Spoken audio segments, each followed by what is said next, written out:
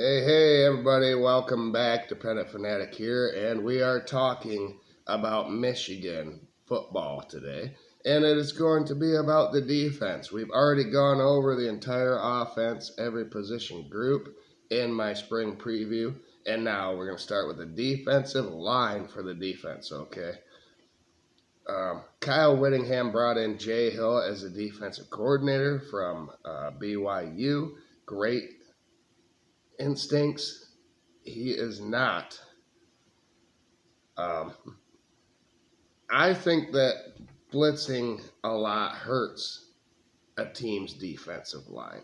They need to apply pressure themselves. If there's no one behind them, it makes it even harder for them to get home. And for overall defensive structure, blitzing works from time to time, but not 60% of the time to where people know that you're going to come with somebody.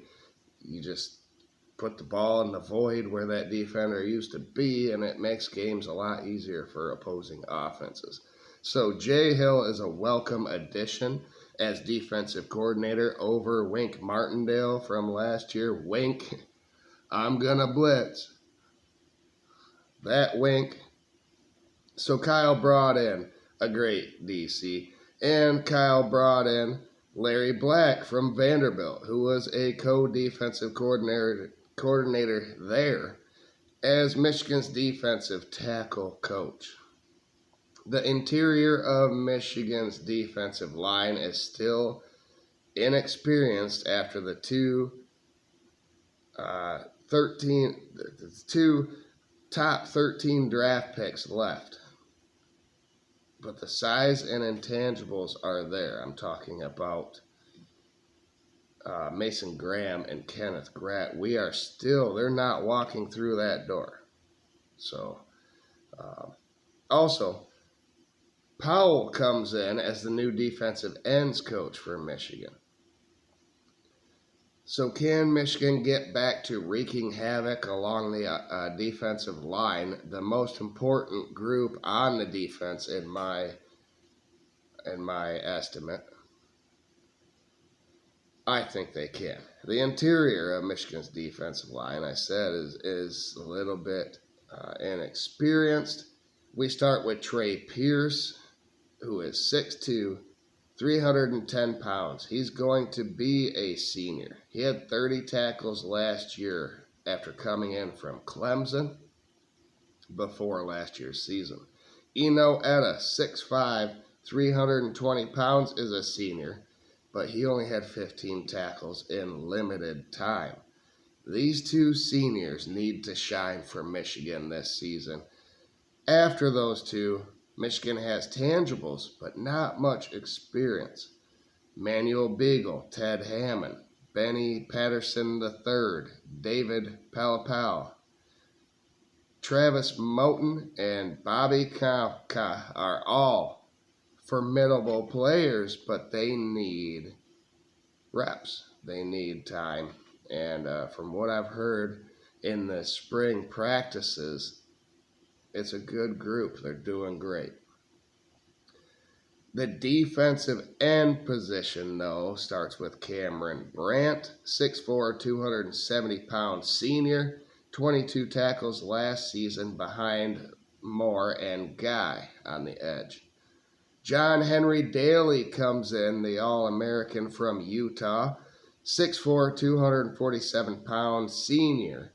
And it sounds like he is going to be available for fall camp at some point. So it looks like he's going to be playing this year for Michigan, which is awesome. We need it. Dominic Nichols, 6'5", 255, will be a junior. 19 tackles last year and a sack as a sophomore. And Nate Marshall, 6'3", 240 pounds. He's going to be a sophomore. He had 6 tackles as a freshman, a former number 9 overall defensive end. You also have Julius Holly, 6'4", 230 pounds, and Lugard Edekpaye, 6'7", 250 pounds. Along with the freshman that are coming in, and those are the top ranked, I believe, is defensive interior player Mikael Blade, 6'5", 245 pounds. He was the number 50 defensive lineman and number 14 from the state of Illinois. And then defensive lineman Titan Davis, 6'4", 271 pounds. Number 74 nationally, the 5 defensive linemen, and number 2 from the state of Missouri. Defensive lineman Alistair Vallejo, 6'3", 210 pounds. 118 nationally, number 16 defensive lineman, and number 16 from the state of Texas.